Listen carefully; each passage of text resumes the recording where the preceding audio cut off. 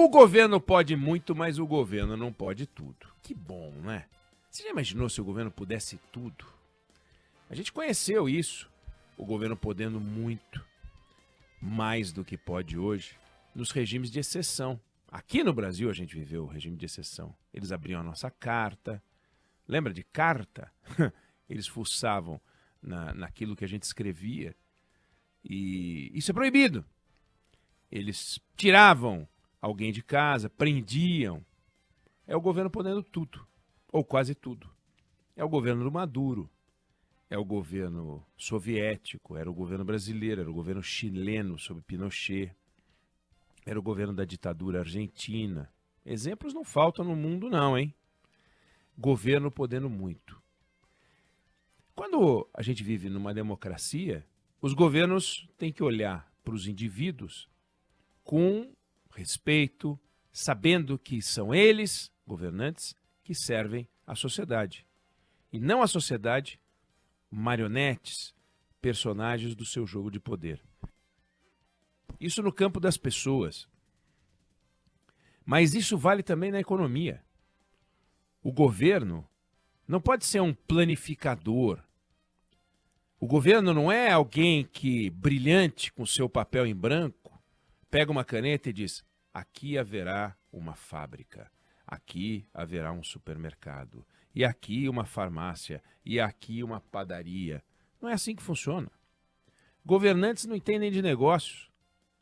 Se entendessem de negócios, seriam empresários. Empresários não entendem de governo. Cada um faz o seu. E para regular esse jogo, os limites do governo, os limites das empresas, os limites das pessoas, os direitos das empresas, os direitos das pessoas, que a gente criou um negócio chamado Constituição. Constituição. E um conjunto de leis derivado da Constituição. E ao fazer isso, a gente estabeleceu regras de convivência entre pessoas, entre empresas, entre países.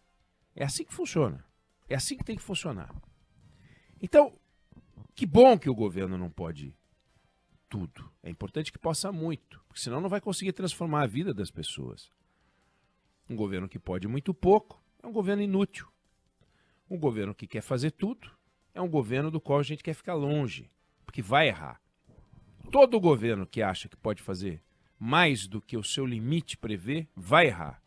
Como a história mostra. Cheia de histórias nisso. Seja as histórias antigas, de regimes autoritários, seja a história recente de governos que ainda no ambiente democrático transgrediram.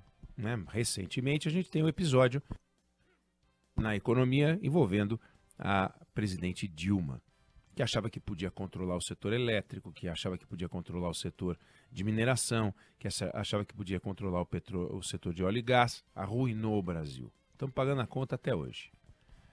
Que bom que o governo não pode tudo. Mas, e aí é legal a gente ver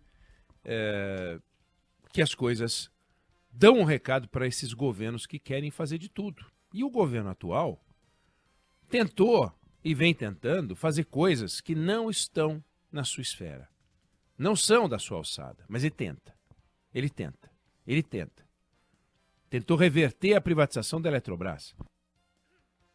Foi um desejo da sociedade ao eleger um governo que privatizou a Eletrobras. Não dá para desfazer. Não pode ser assim. Um governo faz algo, vem o governo seguinte e desfaz aquilo que o governo anterior fez. Isso é uma coisa doente. Nós não podemos operar desse jeito. O Brasil tem que andar para frente, não pode ficar revendo o que já foi feito o tempo todo. Até porque não se trata de um abuso, como por exemplo, quando você tem um governo ditatorial, e nós tivemos aqui, e você teve mortos pela ditadura. Você rever faz sentido. O papel do Estado faz sentido. Mas não faz o menor sentido rever a privatização da Eletrobras. Não tem cabimento. Não faz o menor sentido ver o governo tentando entrar na iniciativa privada, a não ser para, dentro da lei, propor mudanças democraticamente, que vão ser apresentadas e aprovadas pelo Congresso Nacional por maioria. Aí tudo bem. Mas não faz sentido ver o governo querendo interferir, como a gente comentou ontem aqui, o ministro de Minas e Energia tentando, ameaçando intervir na Agência Nacional de Energia Elétrica. Ontem, num fato relevante, a empresa Vale anunciou seu novo presidente, Gustavo Pimenta, que vai tomar posse a partir de 1º de janeiro, substituindo Eduardo Bartolomeu. E por que eu estou falando isso tudo? Porque o governo tentou, mas tentou trocar o Eduardo Bartolomeu por alguém dele. E alguém dele era ninguém mais, ninguém menos do que Guido Mantega, o ex-ministro de Dilma, parceiro daquela fase horrorosa que o Brasil conheceu. Aí, ainda que não fosse, o nome dele poderia ser desejado pelos conselheiros. Nós queremos Guido, queremos Guido. Não era o caso. Era queremos Guido longe, vá de retro. A Vale tem 13 conselheiros. 7 são independentes. 1 indicado pelo Bradesco. 1 indicado pela empresa japonesa Mitsui. 1 indicado pela Cosan. 1 pelos empregados e 2 pelos fundos, por um fundo de pensão do Banco do Brasil, a Previ. Então, governo, não tem ninguém lá. O governo não tem ninguém lá. Na prática, tem 2 votos da Previ. Porque o governo controla a Previ, que é um absurdo, mas controla a Previ. Não conseguiria mudar o presidente da empresa com essa composição no Conselho. 2 votos em 13. Mas o ministro Alexandre Silveira, a mando do presidente Lula, saiu ligando para os integrantes do Conselho de Administração para convencê-los a apoiar o nome do Guido Mantega. Foi um escândalo, um negócio escandaloso, uma vergonha, uma interferência indevida, a ponto de um conselheiro chamado José Luciano Duarte Penido renunciar ao cargo. Isso foi em março, mandando uma carta ao presidente do Conselho, falando que o processo de substituição do presidente Eduardo Bartolomeu sofre evidente e nefasta influência política. Evidente e nefasta influência política. E era o que estava acontecendo. Mas aí vem o governo pode muito, mas não pode tudo. E a Vale colocou na presidência da empresa o Gustavo Pimenta, que é resultado de um processo de escolha no qual foram considerados uma dúzia, 15 perfis diferentes, pessoas as mais variadas. E no final se fechou em torno daquele que já estava na companhia desde 2021, na condição de o responsável pelas finanças e relação com investidores, o cargo tem um nome bonito, CFO, e já estava na casa e vai, a partir de 1º de janeiro, ocupar essa função. Tem experiência internacional, tem um perfil muito adequado para a função e é a resposta de uma empresa privada ao governo. Trocaram o presidente, colocaram outro presidente, áreas novos na companhia, mas áreas novos dentro das regras de uma empresa privada, aonde o governo não manda, nem pode mandar, não adianta. O presidente da República chegou a fazer post contra a Vale. O presidente da República chegou a fazer post contra a Vale. O Alexandre Silveira, ministro de Minas e Energia, chegou a falar que a Vale dependia do governo, porque afinal minerava no Brasil, então o governo que manda. Não manda coisa nenhuma, nem é para mandar. É uma empresa privada.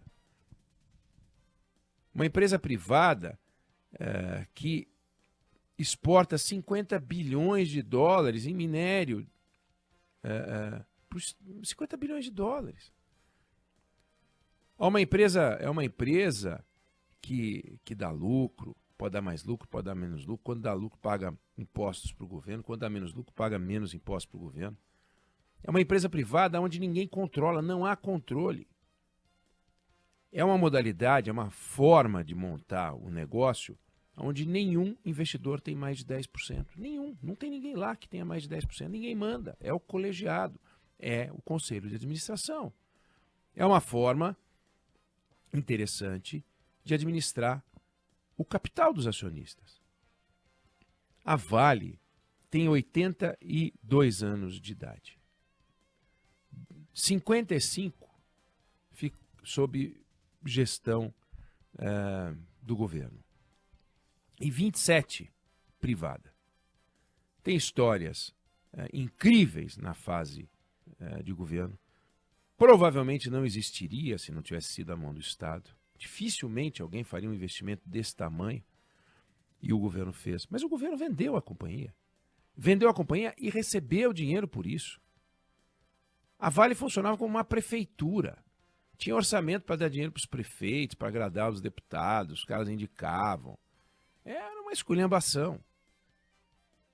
Aí alguém vai dizer, bom, mas espera aí, alguns dos maiores acidentes ambientais da história aconteceram na mão da Vale privada. Perfeitamente. Não teria acontecido na mão da Vale pública? É o capital que definiu? Quer dizer, o poder privado resolveu produzir Mariana e Brumadinho? Os responsáveis têm que ser todos punidos. A Vale tem e está pagando pelo estrago e tem que pagar. Mas isso não autoriza o presidente da República, o ministro da Fazenda, o ministro de Minas e Energia a meter o bedelho na Vale. Não pode. Como não pode entrar na Eletrobras, como não pode se meter na ANEEL, como não pode se meter em nada que não lhe diga respeito. O governo tem um desafio muito grande, que é fazer direito o seu trabalho, vai olhar para dentro, vai fazer a reforma administrativa, conclui a reforma tributária que não acaba nunca. Vai trabalhar, vai gerar recursos, vai fazer o Brasil crescer mais, vai promover o país para que novas empresas privadas queiram estar aqui, como a Vale está, mas que outras venham para cá. Alguém vai dizer, bom, mas a Vale não tem como sair daqui, porque a Vale minera, vive de minério, vai fazer o quê? Vai abrir uma outra empresa onde? No Japão? Faz sentido, tudo bem. Mas vamos atrair novos negócios, vamos fazer com que cada CEO de empresa que opera no Brasil seja testemunha de que aqui é um ambiente bom para trabalhar e não hostil. Não pode um CEO de uma empresa como a Vale, ou a cúpula de uma empresa como a Vale, ou os investidores numa empresa como a Vale, ficarem com medo do governo, achando que é melhor não investir aqui e segurando o capital. Isso não é uma boa ideia. Isso não é um bom desfecho. O Brasil tem que ser um exemplo para o mundo. Quem dá o exemplo? O governo. Aí é o governo. Toda vez que o governo faz coisas desse tipo, como tentar interferir na Vale, a notícia corre e todo mundo se assusta. Então, fundamental a resposta que a Vale deu ontem, fato relevante, escolheu Gustavo Pimenta, próximo presidente, assume em janeiro, foi eleito pelo Conselho de Administração de forma unânime, fizeram um processo de seleção. O processo de seleção, ele seguiu as regras do Estatuto da Vale, das políticas da empresa. E aí agora nós vamos acompanhar o desempenho dele. Ele é o maior interessado nisso tudo, aliás. Ele vai ganhar um salário bastante expressivo, um dos maiores salários do Brasil. Ele vai ter, a gente não pode nem falar de salário, mas ele vai receber coisa de 50 milhões de reais por ano, ou mais do que isso. E o salário do futuro presidente da Vale é composto de um salário fixo, que é 11% do total.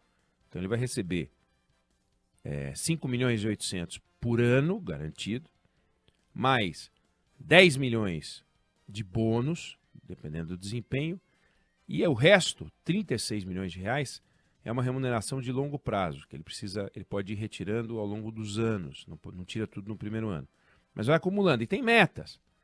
Um pedaço importante, mais ou menos um terço, tem a ver com o resultado da companhia, 15% tem a ver com segurança, tem um pedaço que tem a ver com economia, tem um pedaço que tem a ver com diversidade, presença de mulheres, negros na liderança, que representa 10% do resultado do dinheiro que ele vai receber.